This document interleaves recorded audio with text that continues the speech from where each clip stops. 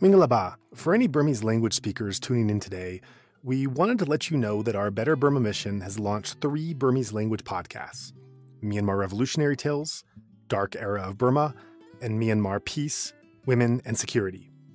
These programs can be found on our website as well as on any of your preferred podcast platforms. We invite you to take a listen. But for now, let's get on with this episode.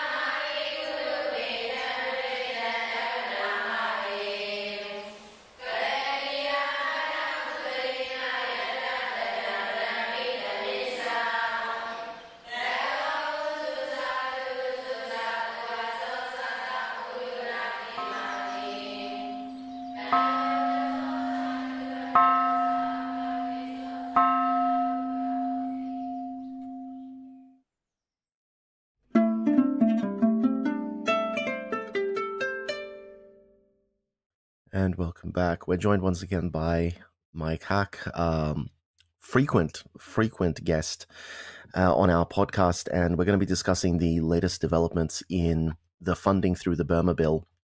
But before we get into that, Mike, thanks very much for sharing your time with us again. And for those who haven't heard your previous podcasts, would you mind quickly sort of introducing yourself and the work that you've been doing in the US? Cool. Yeah, absolutely. Hi, everyone. My name is Mike. I've been following Burma sort of on and off since 2002 when I was an undergrad and went to MESOT. Spent the last 3 years pretty focused on what was going on in Capitol Hill and to some degree the administration, which means I spent about 2 years trying to get the Burma Act passed. Now that, a pretty good version of it did pass. I then spent a year kind of tracking the appropriation around Burma, trying to create as much grassroots pressure around that to make it robust. Just to repeat, if you didn't hear my last podcast, basically the US Congress works in 2 cycles: authorization, when they authorize things to happen, and appropriation, when they appropriate money to do it. So the Burma Act authorized things, but it did not appropriate around that authorization. So we finally, a year and a half later, due to a lot of partisan issues that have nothing to do with Burma, see a appropriations bill that was modeled after the authorizations in the Burma Act. Okay, I think that's a really good sort of overview, but I do want to jump in a little bit and take people back because things in the Myanmar space just move so quickly. Let's look at the Burma bill, because that was such a slow slog for you and a lot of other people who are pushing for this. And what you're basically saying is that the Burma bill wasn't even a tool of the US government saying that the US is actually going to take action. It's just the government giving permission to itself to take some sort of action in the future, basically. So can you, because it was quite a long document, can you go through like what the Burma bill actually covers? Absolutely. And and I guess I'll take a super big step back about just like the legislative process in the United States. So the Burma Act, it is law. And what it does is it creates, like, for very big picture, a guide about what US policy toward Burma should be. The Congress creates these sort of guides and appropriates funding for federal agencies that then sort of execute these things. So from the second it became law, it was still like supposed to be, and I think was like the guiding principle behind US policy toward Burma. You might ask, how is that enforced? Well, federal agencies are audited, um, based on, how well they're following laws. And you can see that, there's reference of the Burma Act like all over the place in US-Myanmar policy from pretty much right after it passes. If you watch some of the hearings where the State Department appears in front of Congress and talks about Burma, etc., etc. So, that is it in a nutshell, but for it really to kind of the parts of the Burma Act that maybe showed a change in policy, that for those you really like, at least it's helpful to have like a new appropriation to, fund those changes. And we were really pushing for an increase in appropriation. We got that. So last year or the last fiscal year, it was $136 million was appropriated as a line item for Burma. The US spent a lot more than that, depending on how you measure. At the very minimum, we spent $235 million in Burma. Although I would say we spent more because you have to also look at the spending on Bangladesh and a number of other places where we're taking care of Burma-related issues. But um, it's not actually directly spent on, Myanmar. So taking another step like forward and then back.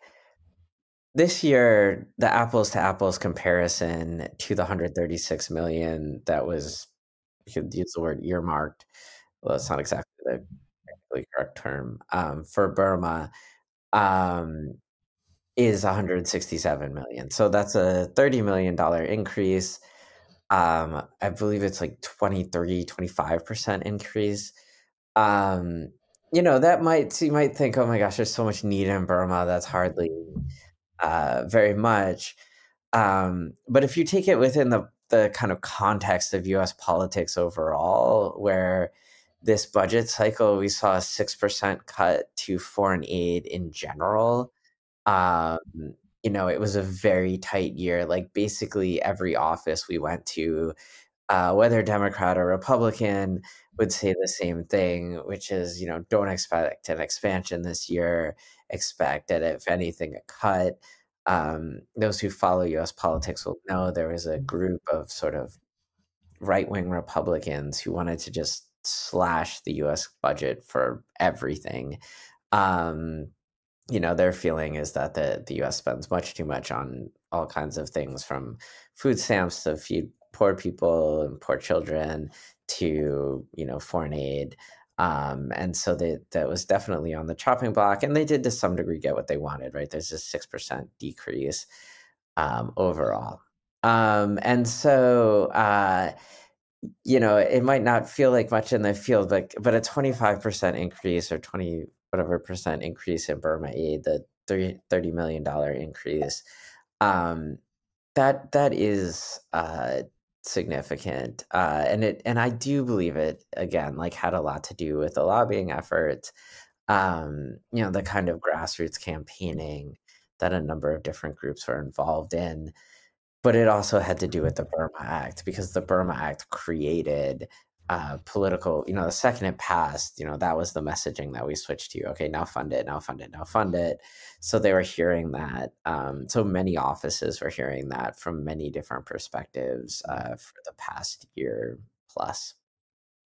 So that's a very interesting, how should I put this, like dynamic within the actual establishment, because I don't necessarily want to put you in the position of naming names, but there were certain people within Congress, specifically within the Senate, who were working to slow or block the passage of the Burma bill. It became quite it seemed to me not even to be particularly partisan, because if I remember correctly, the House of Representatives were unanimously behind it. It was only in the Senate that you had this partisan split. So has that pushback after the passage of the bill, has that pushback gone away, or does it continue in this way of, well, we couldn't stop the bill from being passed, let's lobby behind the scenes to stop the bill from being funded? Yeah, actually, no, I don't think we really saw that. That's a great question, though. I do think that, like, by the time the bill actually got put in the NDAA, basically, there are two senators who we needed to get on board to get it in there. And those were, Mitch McConnell and Todd Young. And, it was mostly, I think, the Senate is like, this might sound petty and it sort of is, but you have to just understand this is the framework that it works in. Like, the Senate is, modeled after the House of Lords. It wasn't directly elected by the people until 1910, right? Like, it's meant to be a body that's shielded from the popular will. That's like why it was designed. And so you still have this very like sort of like gentlemanly sort of lord-like attitude among senators where their honor is very important. And if something is their turf, they don't want other people standing on it. So we had a lot of problems, like, unfortunately, because I do think in general he's over the last 30 years, like, Mitch McConnell has championed robust aid to Burma. But because it was seen as his territory within his party, and because initially his office and he himself were very afraid about some of the Rohingya language potentially tarnishing Aung San Suu Kyi, he didn't want it to move. He wouldn't give the green light to the other Republicans, and the other Republicans didn't want to go around him. Again, like the Senate is the very sort of old school institution where things like honor your name like matter. And I don't even mean honor in a good way, right? I mean like, that sort of very individualized sort of politics. And so, it just didn't move. And we got lots of Democrats on in the Senate. We got, unanimous consent in the House. So all the Democrats and all the Republicans agreed to it in the House. But in the Senate, because you had this sort of personal issue, it just didn't move till the very last minute. And I do think it was grassroots organizing that got it done. I mean, right before McConnell put it in the bill, he called the churches in Kentucky that had been bugging him to put it in the bill and told them he was going to do it. At the end of the day, we have this saying in the US, and I think it's very true here. All politics is local. Mitch McConnell represents Kentucky. He doesn't represent anything else. At least his job is to represent Kentucky, and he takes it seriously. Like, I think most people do take their constituencies seriously. And so lots of people in Kentucky, particularly Baptist churches, bothering him was what got that over the finish line. I just find that very interesting because the perception that I have, and I think a lot of outsiders have, of the United States is that, as you often have with these federalized systems and when you have these two-party systems, that politics is anything but local, because you just have this large number of constituencies that are so solidly one way or the other that the representative is elected even unopposed. And so that representative then has no real motivation to care about the interests of the constituency, because the constituency is going to vote for them anyway. So they may as well invest their time in climbing the ladder within their party infrastructure and serving the interests of the whatever the name is of the overarching organization of each political party. But so it's very interesting to me that you're saying that Mitch McConnell, as a representative from Kentucky, can actually be effectively lobbied by interests within Kentucky, and tries to focus on making sure that the Kentuckians, if that's the correct term, are happy with his performance. Yeah, and I think it's not just like, any interest in Kentucky though, right? Like it was the churches, the Baptist churches. He himself is a Baptist. Baptists help elect him, and the Baptist Church in general like has sway with the Republican Party. So I'm sure he was concerned about that. I do also think that the similar, groups in Indiana sort of pushing Todd Young probably mattered.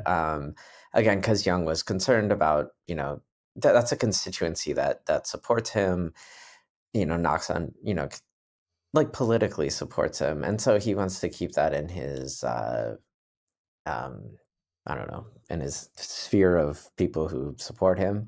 And so I do think it matters. Like, not every constituency is going to be important to every senator. They're particularly worried about the ones that come out and either support them or like McConnell, like being the head of the Republican Party of the Senate up until very recently, is going to be concerned about like Republicans all over the Senate and them getting reelected. I'll give you one story, though, about how hilariously local our politics can actually be.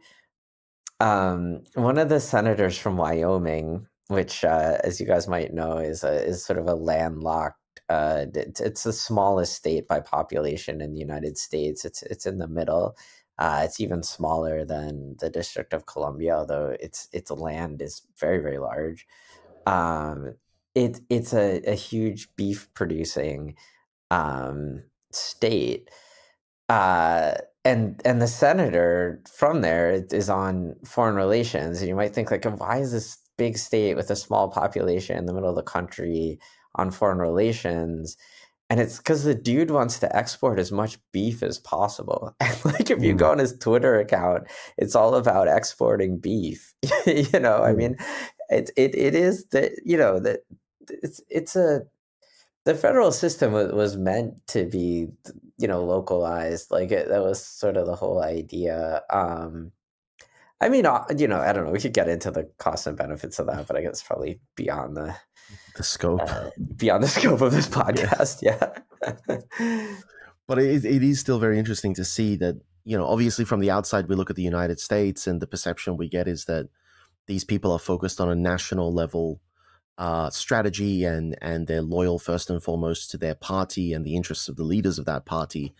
And then it turns out that in some cases, they're actually far more motivated by the interests of the major industries in their constituencies or their respective states.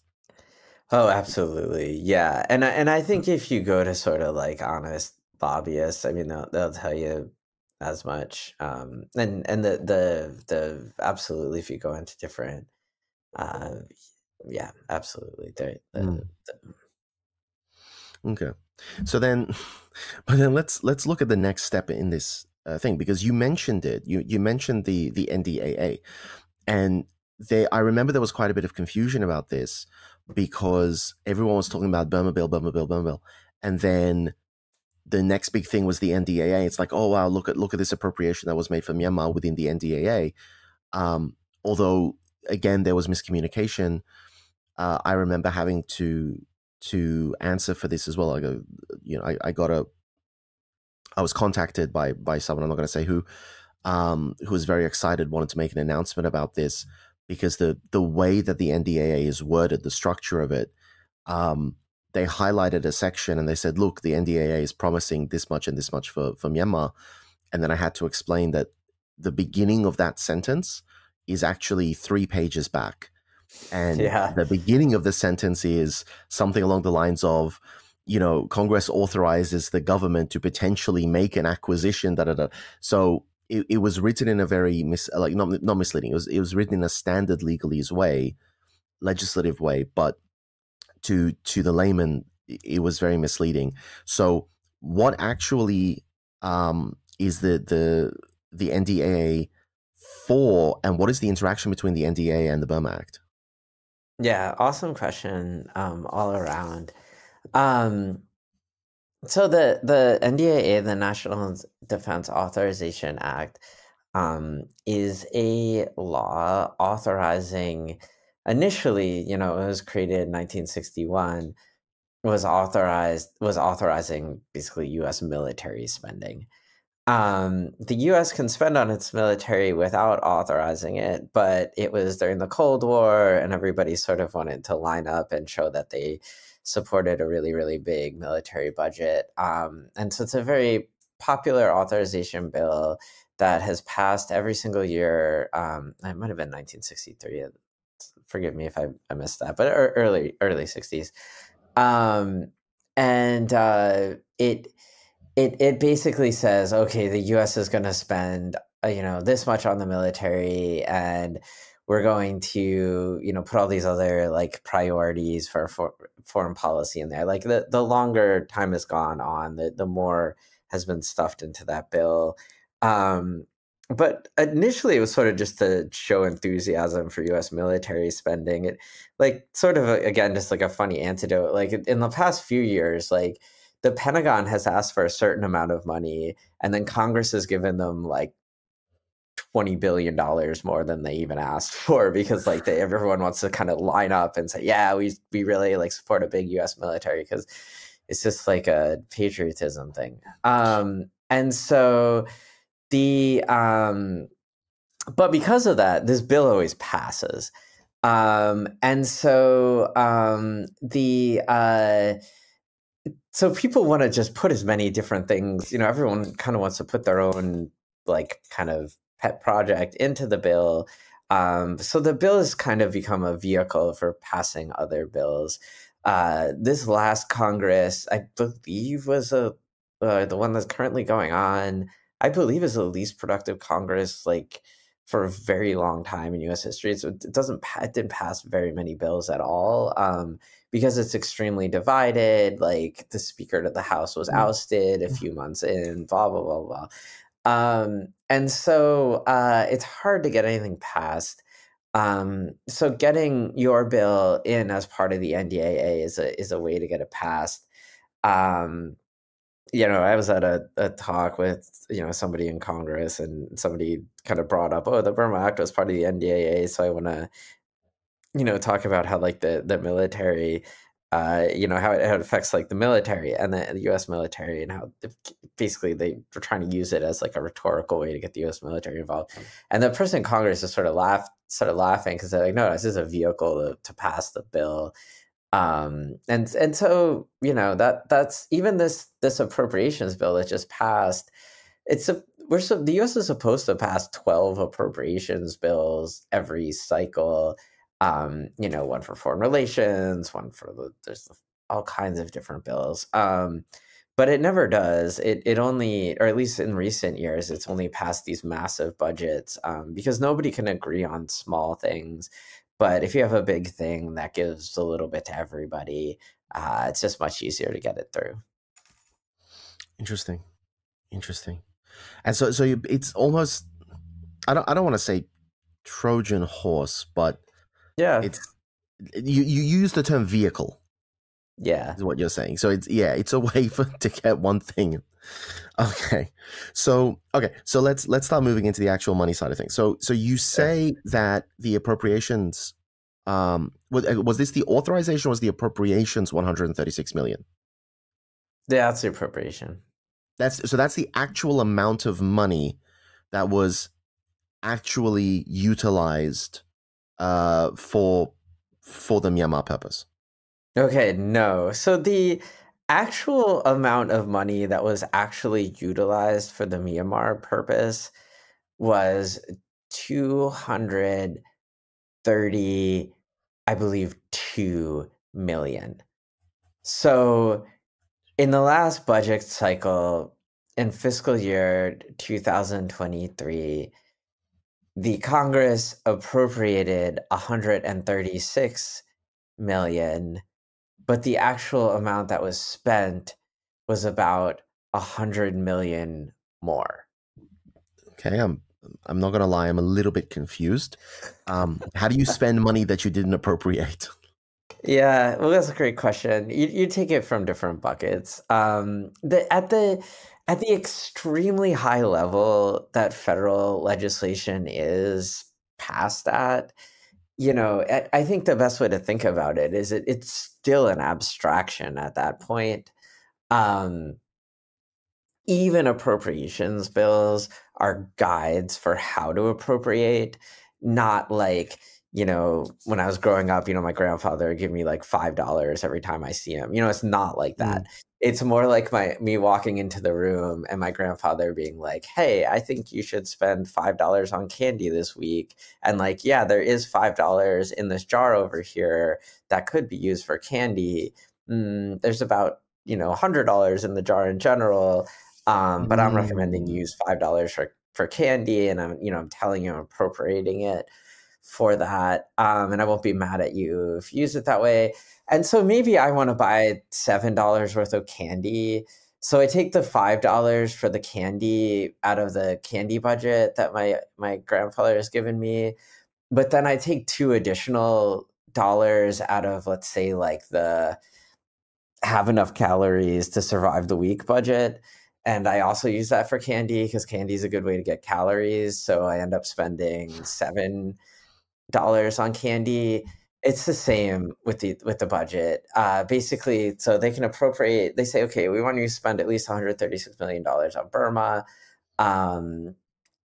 And so, yeah, they spend that, but then they end up spending, from different buckets, like humanitarian relief bucket, or the DRL, or there's so many different buckets out there, which is what makes U.S. spending really hard to track. And everybody who tries to track this like complains about how hard it is. Which I would pitch out there, if any of you are funders, like it would be a good thing to fund like somebody to track this stuff, because it is, I think, very important, and there's nobody's job to watch it. So let me get this. I just want to make sure that I understand this. So the conventional understanding is, I have a project, I need money for that project. I go to Congress and I say, I would like to pass an authorization bill and subsequently an appropriations bill to raise X amount of money that I need for my project. And you seem to be saying that the reality is, I have a project and I need X amount of money, so I should just shop around for appropriations that have already been made for projects that tangentially connect to the project that I'm on, that I can sort of argue sort of falls under the remit of the thing that they're already doing. Is that right? Kind of. So, okay, let's say I'm, sitting at the Burma desk or something, or I don't even know if that's that helpful. These things happen at like very aggregate levels. So if you want like a particular project, right? Like let's say, I don't even know, with Burma, you could say like, cross-border aid that goes through Thailand. There's various vehicles to get that aid across the border through Thailand. Ultimately the US is working with probably some kind of implementing partner, that is some kind of like combination of people who are actually on the ground there, people who are accountants here in the US, maybe people who are accountants in Thailand. It's honestly probably a lot cheaper to pay an accountant in Thailand. And so you give the money to this organization that sort of carries out your wishes. Then you try and track the best you can how that's spent. That they usually like there's some sort of report back mechanism. And there's just various people like sort of like vying for this stuff. I mean, you might get like sort of a phone call from a higher up if you're on the sort of appropriation side, just saying, hey, like, what are we doing in Myanmar this year? And then you're gonna say, oh, we're doing these things for Myanmar. And yeah, it's a I'm sorry to just like kind of talk in abstractions, but that is sort of how it works. I mean, there's no like Myanmar bank account, and we just like deposit money into that. I feel like that's the way most people conceptualize it, and I think that's why we get so much, or that's why people get so frustrated, because they're like, "Oh, I heard there's $167 million in the Myanmar bank account this year. Like, how do we get a piece of that?" It's like, well, that's not really what's going on. I mean, it does show, and I believe like an increase of priority, a recognition that that's a priority, and an increase in like the sort of directionality of the spending. I mean, you also have a constant fight between the federal agencies and the Congress about who really makes foreign policy. And the Congress is going to say, well, the buck stops with us because we have the purse strings. We can decide what's funded and what isn't. The federal government will, point to other things where they'll say, no, like this is our purview. And so that's like another just like constant sort of back and forth. Um, and there's a degree to which like the squeaky wheel gets the grease. Like Congress, I know for a fact, like, the House Affairs Committee like called the State Department in front of them and like yelled at them for not implementing the Burma Act enough, like not that long ago. So that like creates pressure within the, State Department to like do more, and doing more means spending more. There's no way it doesn't mean that, because at the very least staff time. And so then the budget sort of adds up that way. Yeah. And so just even continuing the theme of the difficulty of tracking the actual government expenditure. So when you say 136 million was appropriated, although obviously about 100 million extra was spent, but you say the 136 million was appropriated and the 200 something was spent. How, like that, again, I think in a lot of people's minds, what that means is basically that cash was airdropped onto PDFs, right, NGOs, NUG, da da da da da, and that's not how it is. Like, is there any way of measuring how much of that money actually makes it to the ground? How much of the money is being spent on US government entities, US NGO partners, Myanmar-based organizations, all this sort of stuff?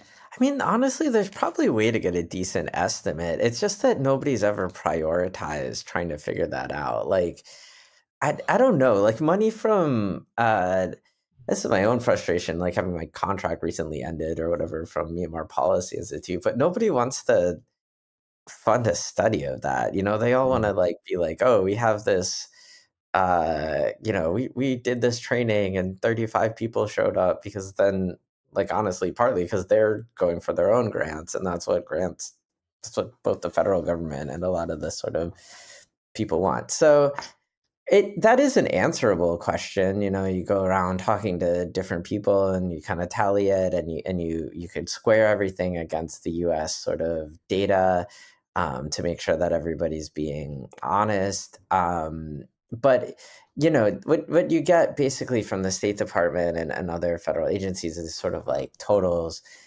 So you would have to go out there and do your own research and figure that out. But I'm going to use the example of Ukraine spending just to sort of like, to paint a picture. Like everybody's like, oh my God, we spent all this money on Ukraine. Like that's actually a Republican talking point these days. All your money is going to Ukraine. All your money is not going to Ukraine. All your money is going to Lockheed Martin, to these big, giant arms manufacturers in the United States.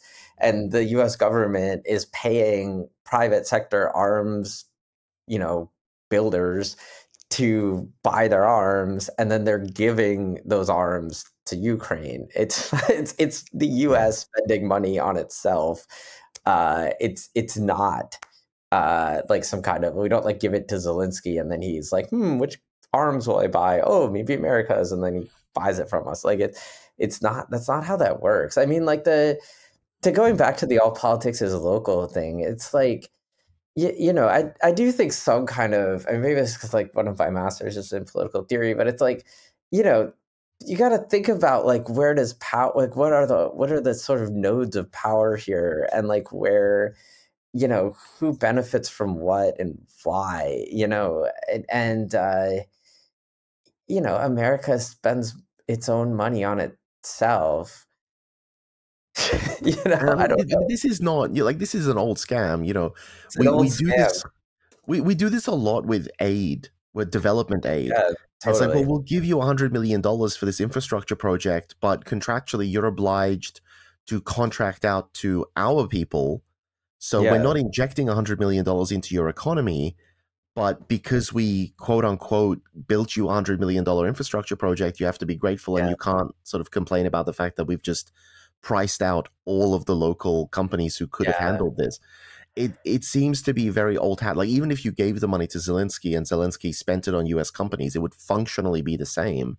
Right. It's still bouncing the money back, taxpayer to American private enterprise. Yeah, it's essentially a yeah, right. I mean, it's a transfer of public money into private hands at its most fundamental. Which is again a pretty old an old trick that we've seen. Yeah, I mean, I know that's very cynical, but I think, okay, you start with that, and then, I mean, good is done within that framework. I mean, I do think the U.S. has done, a lot of, good things in the recent years around Burma. I mean, starting with one thing I think it doesn't get much credit for, which was evacuating tons and tons and tons of people after the coup who were, in threat of dying. So, and food aid and all sorts of things. I mean, it's not that these things aren't also getting done. It's that it's done within this framework that is, self-serving to the state. Is that what's the ratio of self-serving to altruism here? That I think that's really the question. I don't know. I would refer to Adam Smith's theory of moral sentiments. Where it's sort of like, I don't know. At least it's sort of like to unfortunately, I think for the government to actually do stuff, it has to kind of have a reason why it's like helping some sort of constituency that it keeps it afloat. And obviously like foreign policy is somewhat abstracted from this, right? I mean, I don't feel like there are I'm like feeling, as I'm saying this, I'm feeling for some of the people that I kind of consider like noble bureaucrats. Like, they are out there and they are doing good work, and they are like making sure things are distributed in a way that, as good as possible. But I think, behind it is just, especially if you're looking at funding and how, it's sort of created and distributed. I mean, I think that is important to think that way, just about the self-interest aligning. And, that's why I've focused so much on this sort of grassroots kind of work. Because that's a way that you do get, that again, like, it's in the Baptist self-interest to support Burma, partly because these days, lots and lots of white people have stopped going to church, and so the refugees fill the pews, and so it's like, it's in their interest. Is that bad? Is that a bad reason to be interested in Burma? I would say no. It's actually like a sustainable reason. You know what I mean? It's caring about people in your community. I mean, it almost comes back to that broader debate that you have, I mean, everywhere, but especially within the United States, of acts of generosity by millionaires and billionaires, and how they're self-serving. And I can't remember his name, the billionaire who gave the speech at the historically black college, and he announced at the speech that he was going to be, or his family was going to be absolving all of the students of their student debt. And it was a big coup for him, and he made a lot of money. And someone points out very accurately that, like, at the end of the day, though, if you're one of those students and you're not going to be saddled with student debt for the next 30 years of your life, do you really care if the guy who did that for you managed to profit off the whole thing? Like, he still alleviated your financial struggle, whether it was self-serving or not. So I think there's a very complicated moral argument to be had on do we condemn someone who does the right thing for perhaps questionable reasons? It's like, well, you put money in the coffer.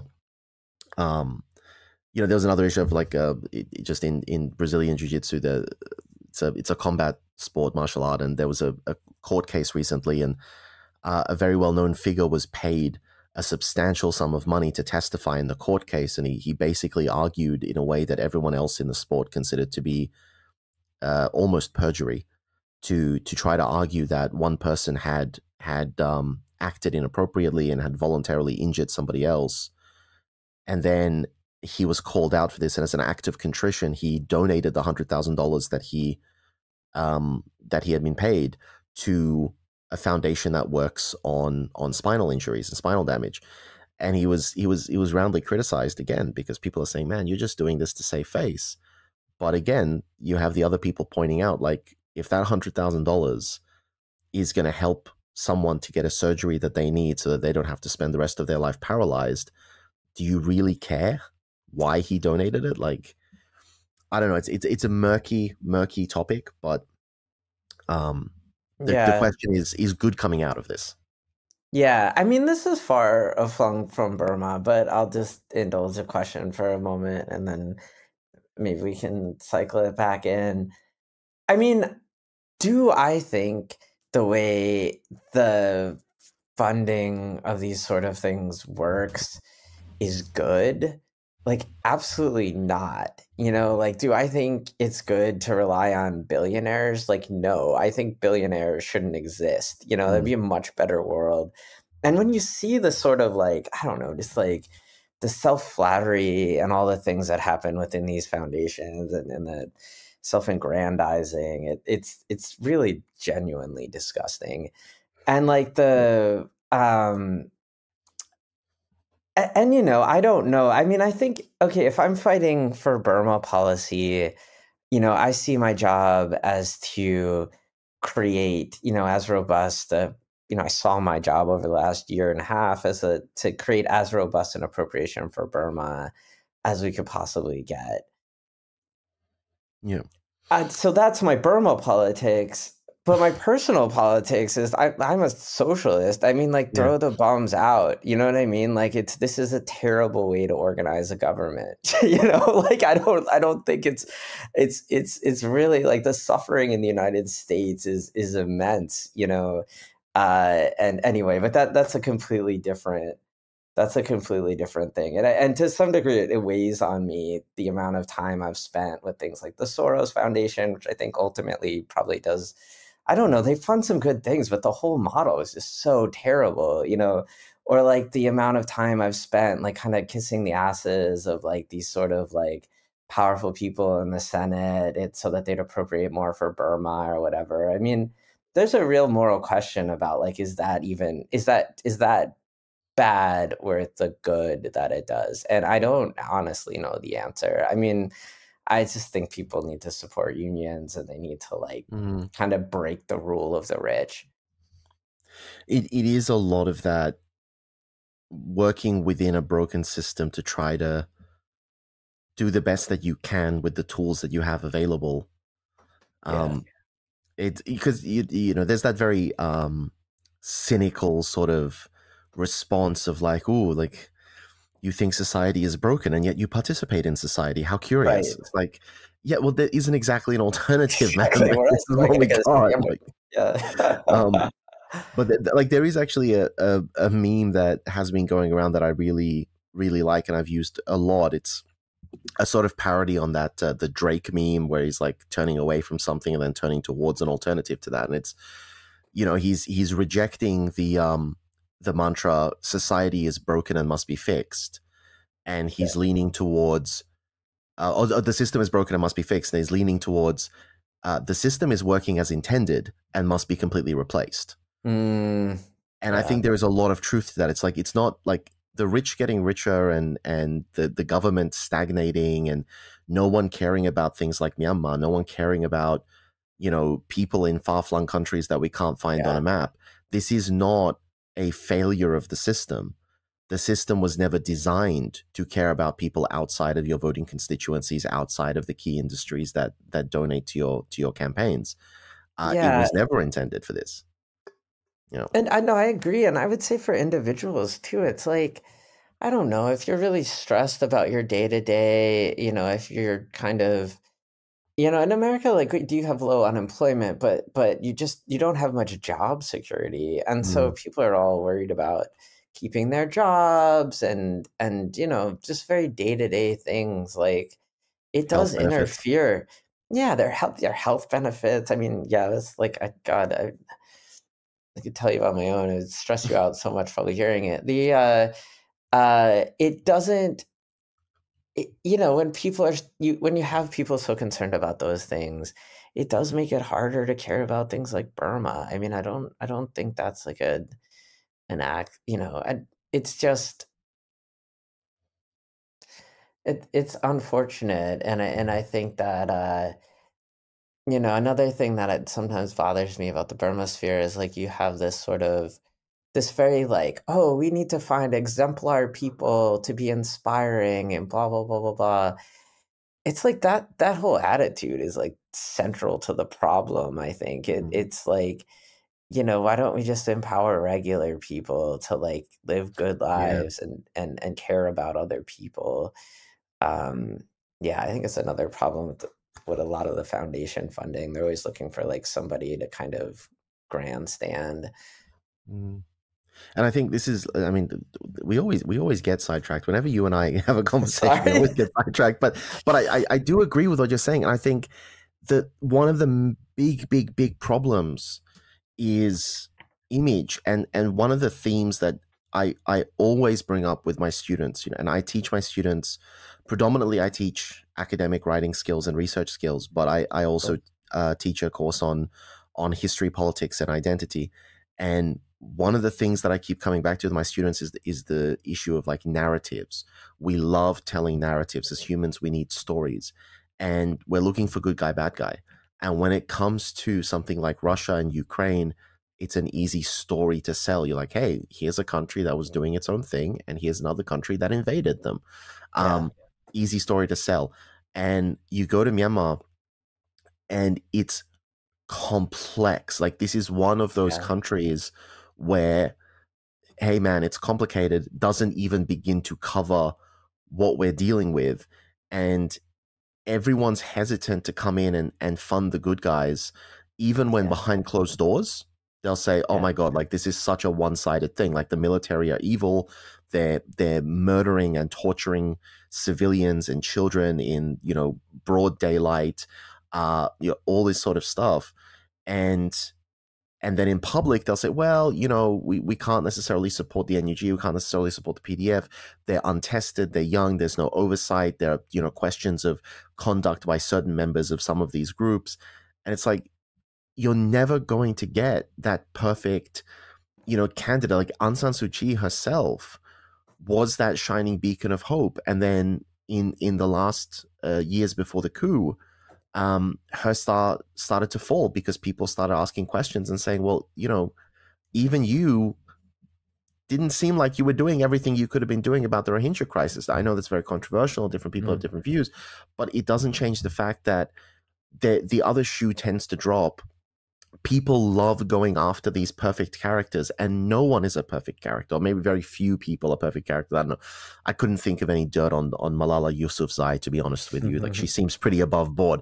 But most people who get turned into these symbols, we forget the fact that the symbol is an abstraction and an idea that person represents. That is not the person, and the person is a complicated human being with good and bad in them, who's done things that they might be embarrassed about, who's done things they might be ashamed of. And that's just what human beings are. And we have to learn to be comfortable accepting that maybe sometimes our friends have done things that we should chastise them for. And sometimes our enemies do things that we can probably nod along to and go, actually, you know what, that was kind of, okay, that was pretty good.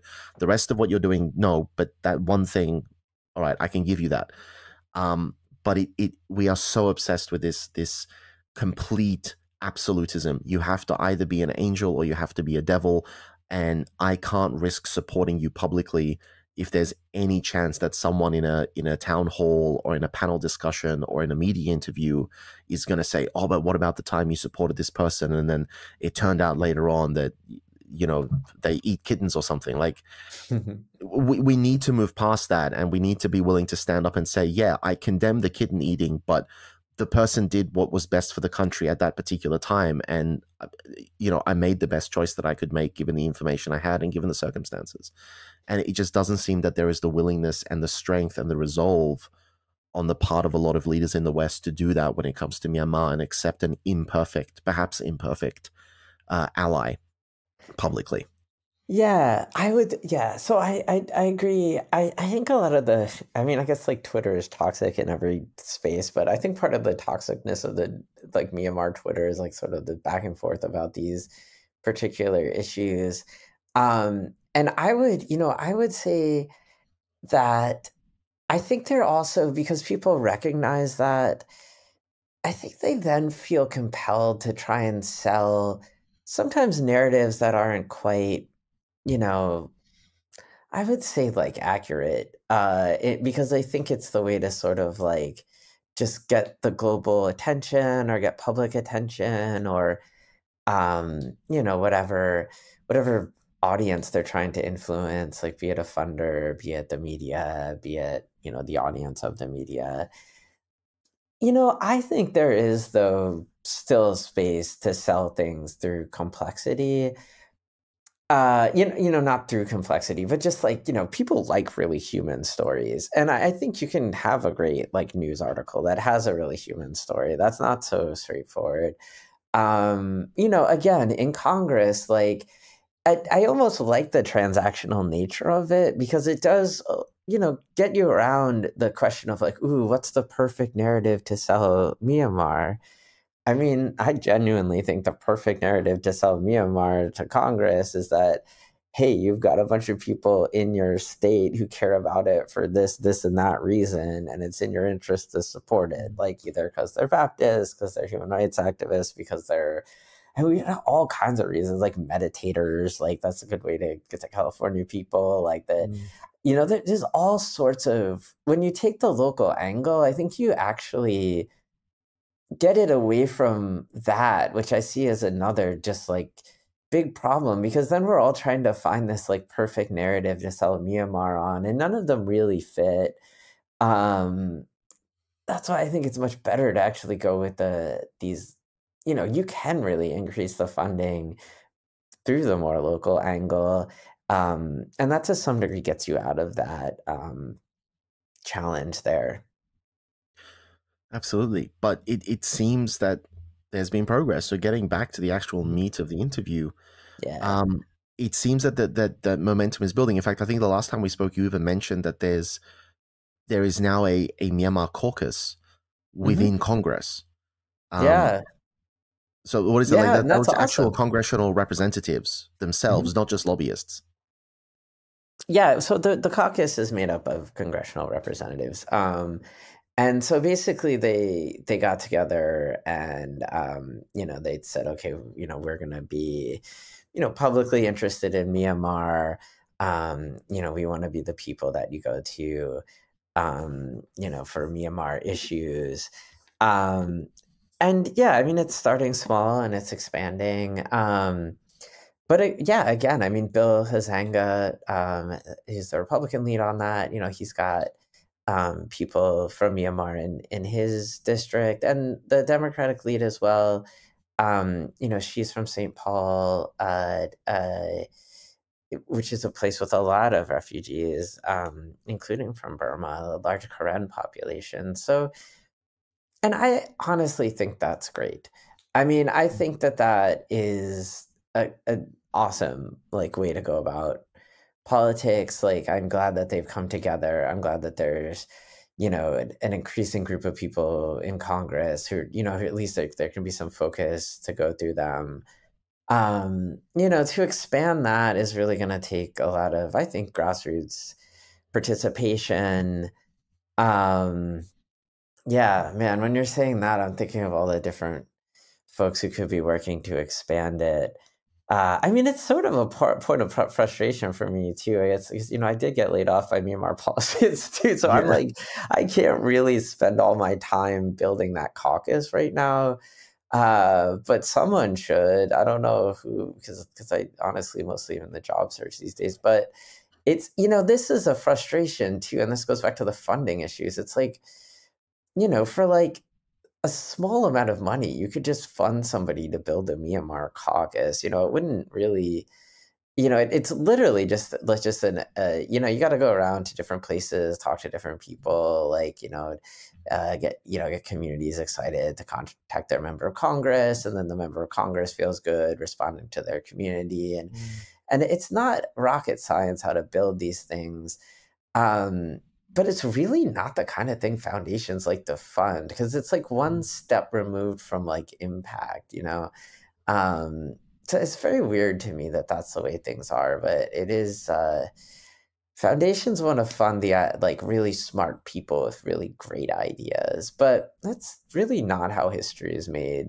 Sorry. No, but that's how advertising material is made, and the Totally. foundations need to bring in the money. Absolutely. And it's the way like Ivy Leagues work, and that foundations are all just like, these sort of like kids who went to those like really prestigious schools. But nevertheless, like, end of the day, like the reason we're even having a discussion today is because you said that the number went from 136 to 160. Yes, totally. It's something to celebrate. And not just that. Okay. So it's also things have been focused. Like there's 75 million for cross-border aid. It mentions India and Thailand. It's the first time US legislation has also mentioned India for that kind of cross-border aid, although I do think we're doing a tiny bit beforehand. There's money for defectors. That's the first time that money's been allocated, particularly for that. There is, this combined with the news from the ground, I mean, it's almost no way you're not going to see an expansion in U.S. aid toward Myanmar. And that's something to be super excited about. And I think as we've talked about and everyone kind of knows, I mean, the future of Myanmar is going to be decided by Myanmar, not like, somebody sitting in Washington. But, these are ways that are like helpful. Absolutely. And I mean, again, just to highlight the point that you were making much earlier, that the United States is currently going through like a pretty severe cost of living crisis, a pretty severe inflation. Obviously, for reasons that are quite political, with the election coming up, the inflation figures are being sort of widely shared on social media, and prices of everyday commodities are being shown side by side. But whether this is being done for political reasons or not, it's very much in the minds, I think, of average Americans that prices are increasing, cost of living is increasing, salaries are not really increasing, and as you say, like, people want to cut across the board, and there are always going to be people, the fiscal conservatives, who want to see government spending cut, and typically the first place they want to see government spending cut is on anything foreign, because foreigners do not vote in elections ultimately. So you still have seen a 22.8% increase at a time when everyone was saying there was most likely going to be a reduction in that. Do you have any idea, like, how, like, who managed to swing that? Like, who's pulling those strings? Someone with power had to have had some say in this. Well, I think the fact that there was a consensus about it. I mean, we had like so Kay Granger. So there are people in charge of appropriations committees.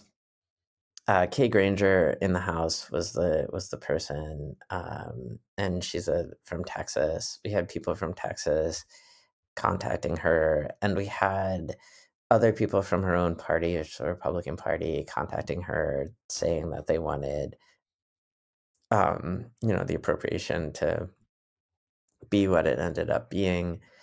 We had people from the different states that were on the appropriations committee in the Senate also contacting the senators about it. And so they all the key people heard from their constituencies, and we had senators and Congress people who weren't in those constituencies but maybe cared about Burma for one reason or another call over and pressure for that increase. The sort of more elite focused people will say this guy Paul Grove had to do with it. I mean, he is the one who ultimately authored it. That is important too. I think that I have some frustration about that certain. I think he's the one who really kind of pushed this like non-lethal aid. There's 25 million in non-lethal aid in there, which is basically like, the silent part of that is like non-lethal aid for combatants. Like, I personally feel not great about that for a number of reasons, partly because it's just misleading. Like people think that means that they're going to get things that they're just not going to get. Yeah. You know, I don't necessarily know if the US quite is ready to like try and pick like who it wants to fund in that way. It's probably going to be something very innocuous that non-lethal aid goes to, like, but and so I'm sort of against that for particular reasons. But you know, he played a role in authoring it, but everybody else played a role in like making sure it stayed in the bill, and everyone who worked to pass the Burma Act played a role because it's literally like referential to the Burma Act, you know, the funding priorities. So, you know, a lot of different actors. So, you know, on the elite level, like, you know, everyone involved in the Burma Act, Ben Cardin having been an original author, Gregory Meeks having been an original author. But then, you know, the very many constituencies that work to make sure it was what it was at the end of the day. Absolutely. And I mean, it's just on this topic of, you know, that aid. Number one, how long does it typically take? Like if Congress passes the law and it says, hey, we're going to make X amount of money available, how long does it take before that money actually manifests in the form of either money or in the form of, you know, goods, in the hands of the people that need it? And number two, is there any way in which the US just sort of takes the money and just gives the money to a target group? It's like, oh, we've got like let's say we've got a charity in Myanmar that focuses on a refugee camp, let's say. Is there any time that the US would just go to that refugee camp and say, okay, whatever organization's running the camp, here's just $10,000 cash. Go buy the food that you need. We don't know what your supply networks are like. We don't know what kind of foods you need. We don't know what kind of supplies you need. You know your needs better than we do, and we're not going to waste money trying to do an analysis on stuff that you already know. So here's just the cash. Go do it the best you can. Like, what's the time frame for it, and does it ever actually come in like a direct cash form? Yeah. So regarding the time frame, so as you know, we kind of discussed previously, like the US is continually spending money on Myanmar and Myanmar related programs. And so this will be integrated into that spending. But it won't be in that like easily trackable way, I can, you know, you can put a timeline to it. You know, the Congress passes the budget, you know, you then have the sort of tallying of the budget, and then it'll pass another budget. And these things are sort of like two spinning wheels that are like spinning in relation to each other. But, you know, I don't know if that's the best analogy, but I think that paints a picture a little bit. But they're not. It's just they're, again, like it's just not that straightforward. I mean, there will be. It means there's more robust resources for those working on Burma programming to be able to utilize. The U.S. gives out money in all kinds of ways. I mean, it's largely the U.S. spending money on it, on sort of these big contractors. You know, I don't know, like U.S. Institute for Peace, like their amount of money, I think doubled. They got a really big grant last year, in addition to their spending that they already had. I believe they do like subcontracting from that. You know, it's still a tiny amount, like compared to all the overall spending. I mean, a lot of money goes through. I mean, people complain about the World Food Program, but I don't necessarily agree with their complaints. Like, I think even though they have a memorandum of understanding with the junta, they are actually like doing a lot of really good work. There's you know, and yeah, sometimes the US will kind of just give money, but it's always like in really small amounts. And I think it's less so these days because of increasing awareness about ways money has been misused, not in reference to Burma, but just all over the world. But if you talk to people who are involved in like the, I don't know, International Republican Institute, like in the 90s, is like they literally like fly in with like, you know, hands full of cash and like give it out to people. I mean, part of the reason I think that happens less these days is there's like just the technology has changed where the ability to track money is so much more than it used to be. But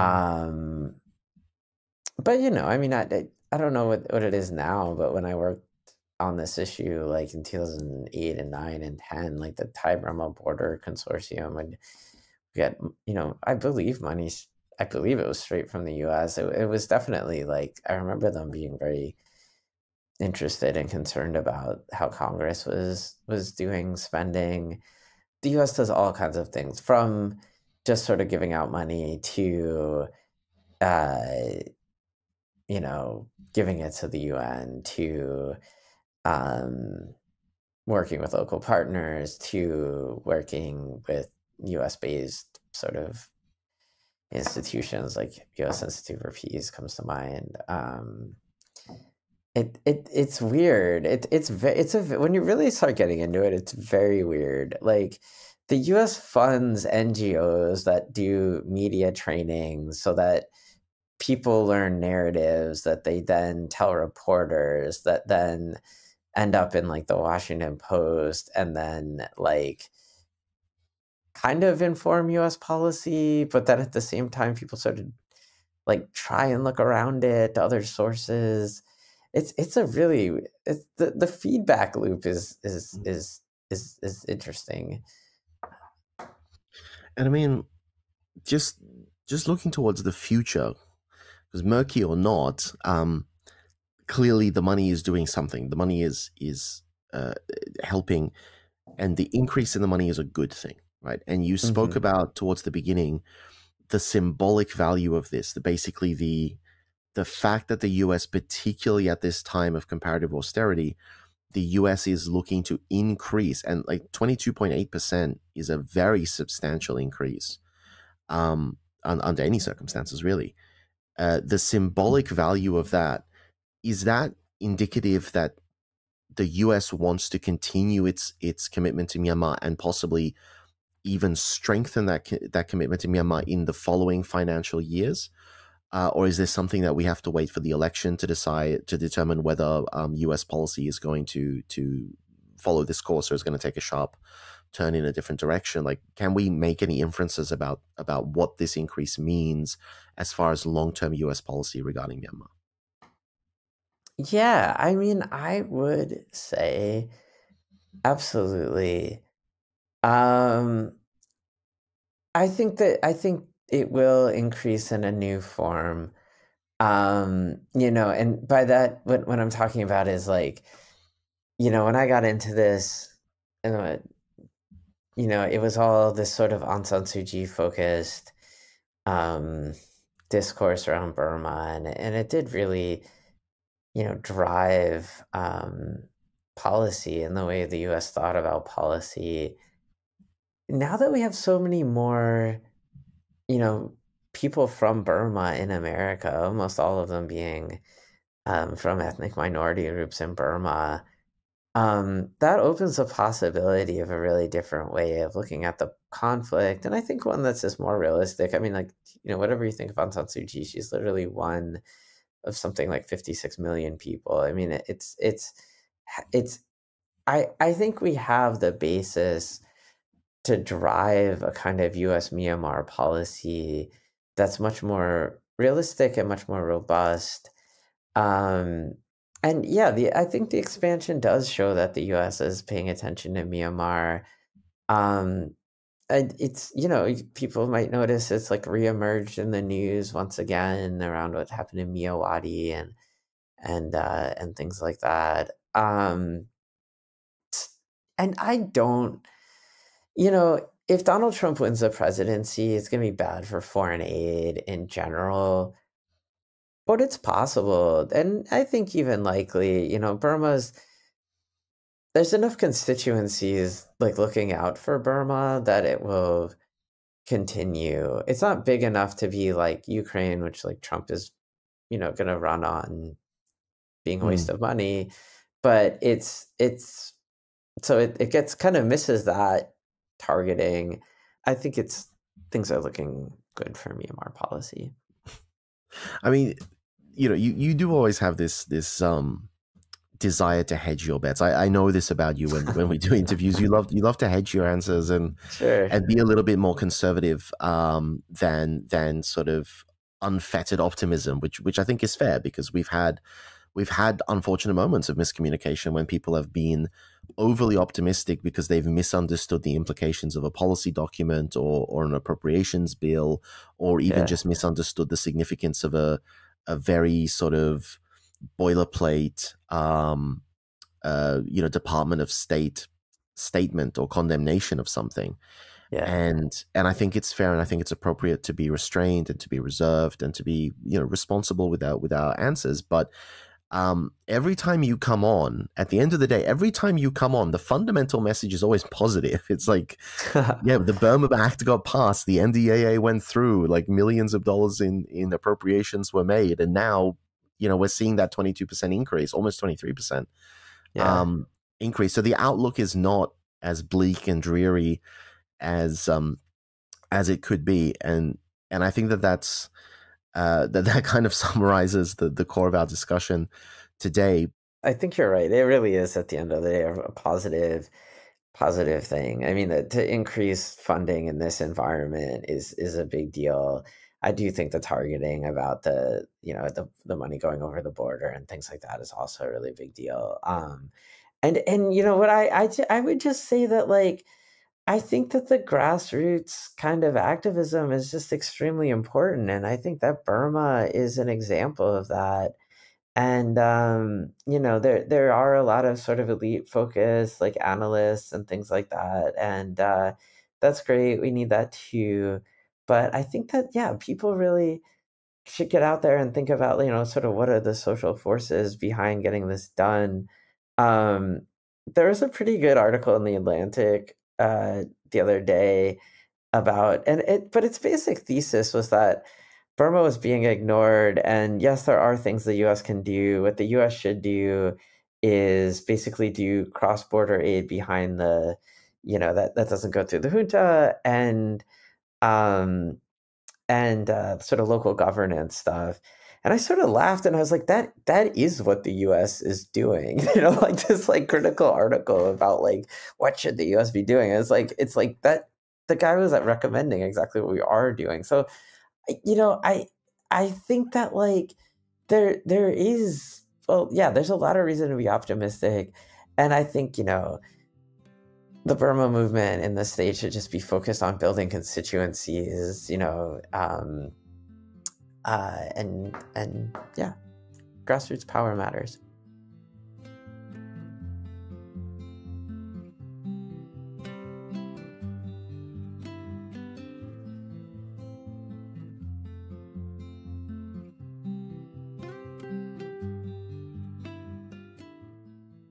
Thank you for taking the time to listen to this episode.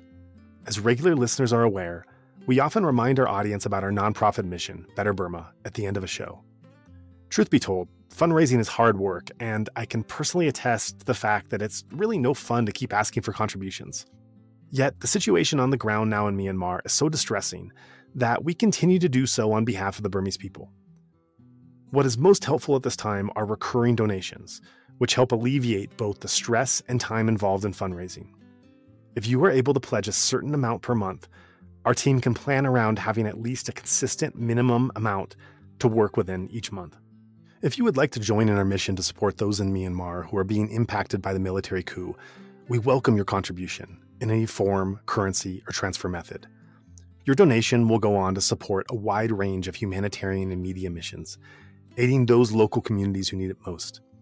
Donations are directed to such causes as the Civil Disobedience Movement, CDM, families of deceased victims, internally displaced person IDP camps, food for impoverished communities, military defection campaigns, undercover journalists, refugee camps, monasteries and nunneries, education initiatives, the purchasing of protective equipment and medical supplies, COVID relief, and more. We also make sure that our donation fund supports a diverse range of religious and ethnic groups across the country. We invite you to visit our website to learn more about past projects, as well as upcoming needs. You can give a general donation or earmark your contribution to a specific activity or project you would like to support, perhaps even something you heard about in this very episode.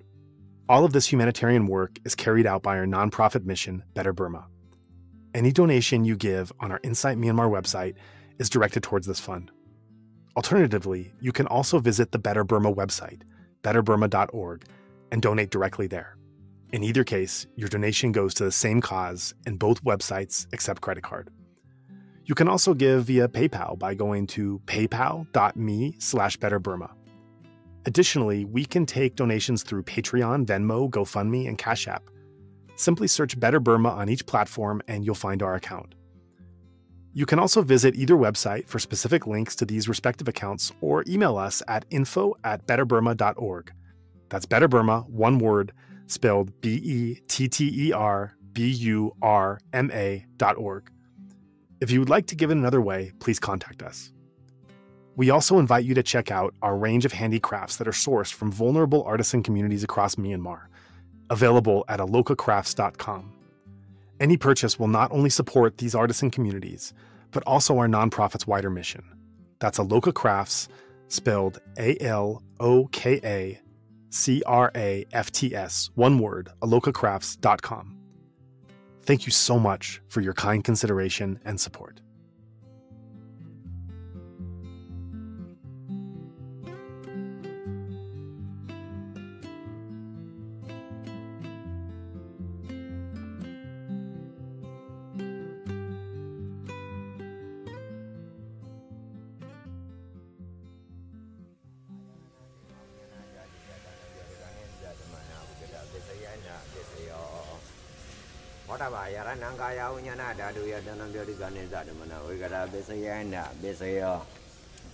Oba yarananda dayananga yaranaya dayanam poda yaranam